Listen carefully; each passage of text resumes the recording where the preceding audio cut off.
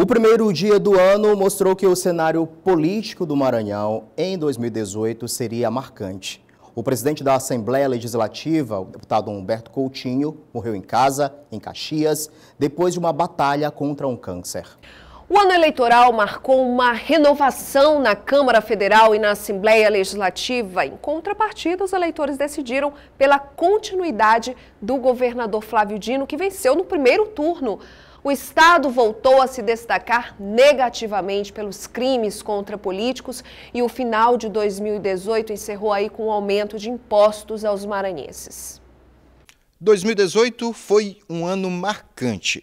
O período eleitoral, programado para iniciar em agosto, iniciou bem antes, aqui, nas cadeiras da Assembleia Legislativa, com discussões e muitas articulações.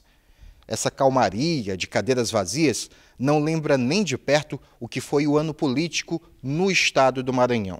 Um exemplo disso aconteceu no primeiro dia do ano, por conta do falecimento do presidente da casa, deputado Humberto Coutinho, vítima do câncer. A despedida de Humberto Coutinho rendeu muitas homenagens, principalmente em Caxias, terra natal de Humberto. A classe política do Maranhão se reuniu para dar o último adeus a uma das figuras mais emblemáticas do estado.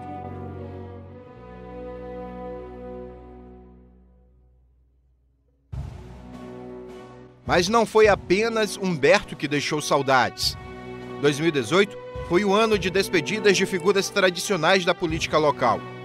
Em maio, o adeus foi ao ex-governador e senador Epitácio Cafeteira, que aos 93 anos recebeu homenagens no Palácio Central da Assembleia Legislativa.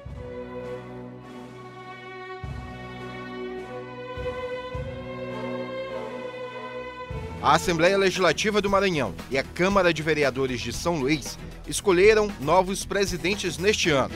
Entre os deputados, uma manobra no regime interno bem articulada pela base governista criou uma medida que trata sobre a sucessão no comando da casa em caso de falecimento. A medida aprovada garantiu o comando ao deputado Otelino Neto, que era o vice de Humberto Coutinho. Na Câmara, os vereadores adiantaram a votação para a escolha do novo presidente. Depois de uma disputa acirrada nos bastidores, Osmar Filho, do PDT, concorreu com chapa única e foi eleito com 28 votos a favor e apenas um contra. As polêmicas marcaram um debate intenso entre governistas e oposicionistas, seja na imprensa, nas redes sociais ou nas plenárias.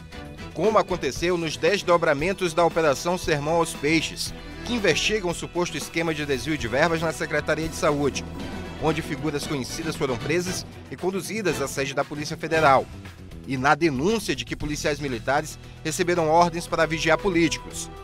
Na Câmara, o final de ano com as discussões sobre o projeto da Escola Sem Partido deixaram os ânimos exaltados. Mas o projeto ficou mesmo para 2019, assim como a instalação de 2 CPIs para investigar gastos da Secretaria de Saúde de São Luís.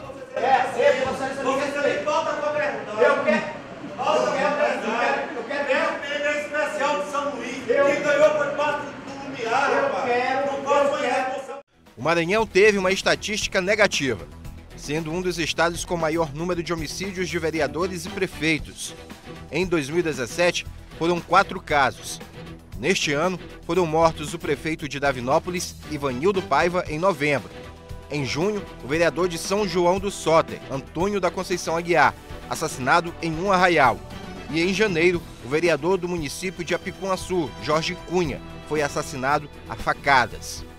Se nos primeiros 6 meses do ano houveram debates, tudo girava em torno das eleições gerais. 5 candidatos concorreram ao cargo de governador do estado. Entre eles, o governador Flávio Dino e a ex-governadora Rosiana Sarney. Foi uma eleição muito diferente, com menos recursos, menos tempo de televisão e muito concentrada na internet, até a divulgação do resultado final no dia 7 de outubro, aqui, no Tribunal Regional Eleitoral. Flávio Dino, do PCdoB, foi reeleito governador do Maranhão para os próximos 4 anos. O candidato teve quase 2 milhões de votos, o que corresponde a 59,29% dos votos válidos, contra 30,07% de Rosiana Sarney, do MDB. A chapa de Flávio Dino elegeu ainda 30 dos 42 deputados estaduais. Em termos de renovação, 28 novos parlamentares assumem o cargo na Assembleia Legislativa. Já na Câmara Federal, foram 12 eleitos da base dinista, que ainda garantiu os mandatos ao Senado de Elisiane Gama e o Everton Rocha. Agradecimento à generosidade do povo do Maranhão, que reconheceu o nosso governo, reconheceu a expansão dos serviços públicos no Maranhão nesse período em que nós tivemos a honra de governar o Estado. Se no Estado o grupo de Flávio Dino manteve o comando do Palácio dos Leões e construiu uma base sólida na Assembleia Legislativa, na disputa pela presidência da República, o resultado não foi o esperado. Apesar de garantir uma votação expressiva ao candidato petista Fernando Haddad, o país resolveu acabar com uma polarização de 20 anos entre PSDB e PT. Dessa forma, Jair Bolsonaro, do PSL, foi eleito no segundo turno como novo presidente do Brasil pelos próximos 4 anos. Em São Luís, militantes do PSL comemoraram pelas ruas, desejaram boa sorte ao novo presidente. Queremos o poder na mão do povo e não centralizado na mão de um único partido. Eu acreditei, nas promessas dele e eu sei que ele vai cumprir tudo que ele prometeu. Houve disputa também em Bacabal. Com a cassação do prefeito Zé Vieira, Edivan Brandão foi eleito prefeito da cidade pelos próximos 4 anos. 2018 encerra com desdobramentos para 2019 e 2020, em que os municípios do Brasil inteiro escolherão novos prefeitos e vereadores. Uma palavra para definir o setor econômico aqui, como em todo o país, é recessão. Houve queda no número de empregos, na atividade econômica no estado, de maneira geral, e o aumento dos preços no mercado, principalmente, Pascoal, dos combustíveis. Pois é, na contramão dessa realidade, uma exceção, o Porto de Itaqui, que bateu recordes e também surgiram boas perspectivas para alguns setores específicos. Mas a população precisou mesmo foi contar as moedinhas. Para muita gente, na economia, o ano de 2018 foi exatamente assim. De moedinhas pingando na conta. Olha, não foi fácil não. Não teve simpatia do ano anterior que desse jeito nas contas apertadas. Quer ver só? Nas ruas, quando a gente pede uma nota para saber como este ano foi de dinheiro, o resultado definitivamente não foi o esperado. 0, 5. Precisa melhorar. Uma nota de 0 a 10 então? Olha, a nota 6. 6. E olhe lá, viu? Tá certo que nem tudo foi prejuízo. Veja o exemplo do governo do Maranhão. Caso raro no país, o governador manteve as contas públicas em dia, conseguiu efetuar o pagamento do salário dos servidores e do 13º, o que outros governos estaduais não conseguiram fazer. O Porto do Itaqui, por sua vez, bateu recordes, 8% a mais que em 2017, tanto em toneladas de cargas movimentadas, quanto em exportação de produtos, com destaque para a soja.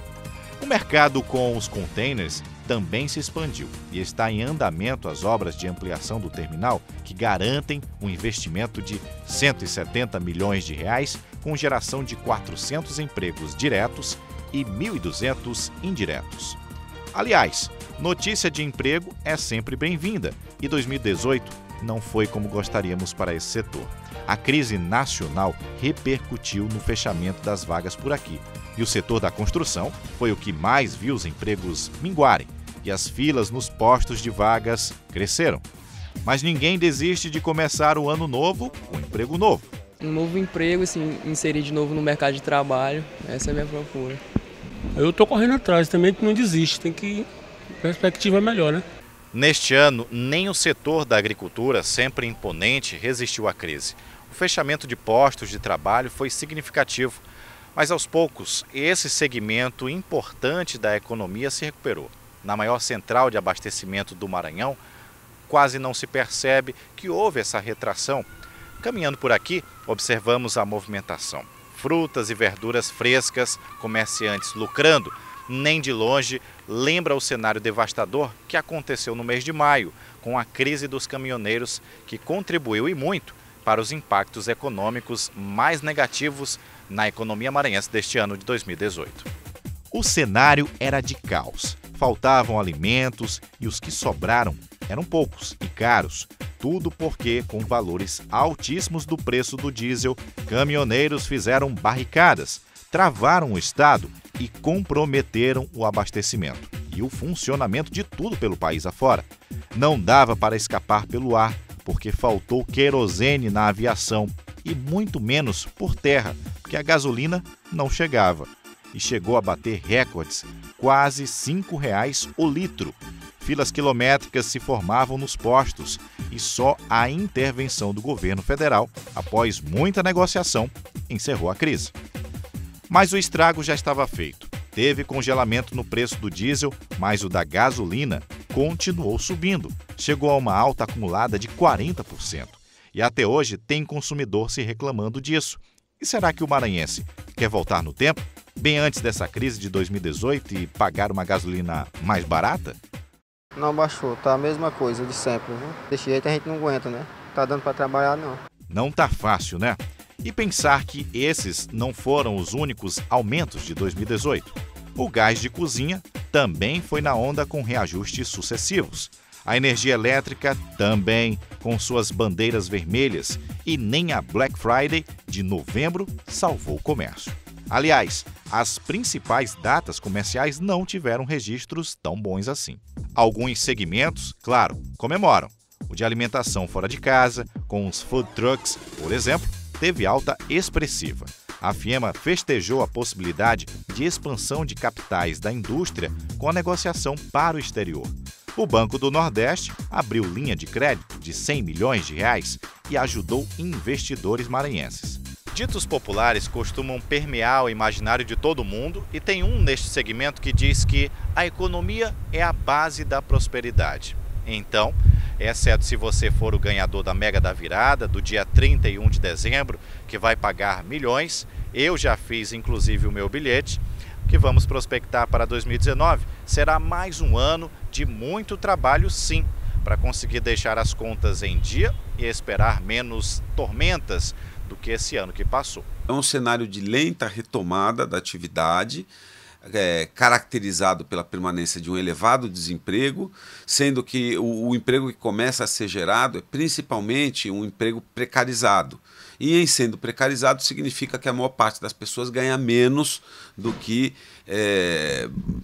ganharia se estivesse num emprego formal, né? Ainda mais em tempos de reforma trabalhista, né? É uma perspectiva, portanto, de continuidade da retomada, mas ainda muito lenta e ainda com desemprego bastante elevado.